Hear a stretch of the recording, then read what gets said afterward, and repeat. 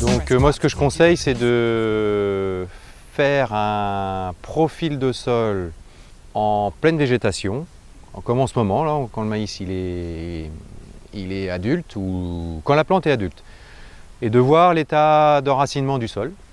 Ça c'est la première chose pour voir si les racines descendent bien, s'il n'y a pas des problèmes de structure ou de compaction. La deuxième chose serait de faire une analyse physico-chimique.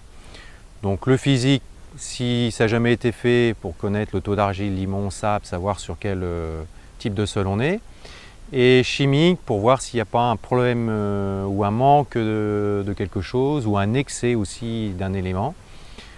Hein, donc le pH par exemple est très important pour un sol. Si on veut que l'activité biologique s'installe, il faut que le pH soit aux alentours de la neutralité, aux alentours de 7. Donc la taux de matière organique est très important du sol. Donc il faut faire le niveau de matière organique et surtout aller un petit peu plus loin que ça, aller chercher à savoir ce qu'on a comme matière organique, en matière organique stable et en matière organique liée. Ça va dire un petit peu comment la santé du sol, si on est sur un sol où on va plutôt être sur de la fabrication d'humus et là on sait que ça veut dire que l'activité biologique n'est pas très en forme ou pas très active plutôt. Et puis ou alors si on est sur de la matière organique libre, on va dire, non c'est libre, c'est-à-dire c'est de la matière organique qui se libère très rapidement. Donc là ça veut dire qu'on va plutôt déstocker, le taux de matière organique risque de descendre. Ça veut dire que là on a une activité biologique qui doit être bonne, assez bonne, mais c'est surtout qu'on n'apporte pas assez de matière organique à notre sol pour le nourrir.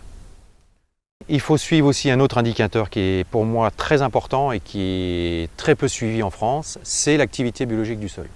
Soit on a une grosse activité mais on n'apporte plus à bouffer dans le sol, donc l'activité biologique va consommer la matière organique. Tant qu'il y en a, elle va rester elle, et puis elle va bouffer. Et puis au bout d'un moment il n'y a plus de matière organique et puis après c'est l'activité biologique qui s'écroule. Aujourd'hui la plupart des sols français, des sols qui sont fatigués, qui sont abîmés, on a écroulé la matière organique. Puis comme il n'y en a plus, l'activité biologique s'est effondrée aussi. Donc maintenant, faut augmenter le taux de matière organique pour que l'activité biologique augmente. Parce que si on n'augmente pas le taux de matière organique, l'activité biologique ne va pas augmenter.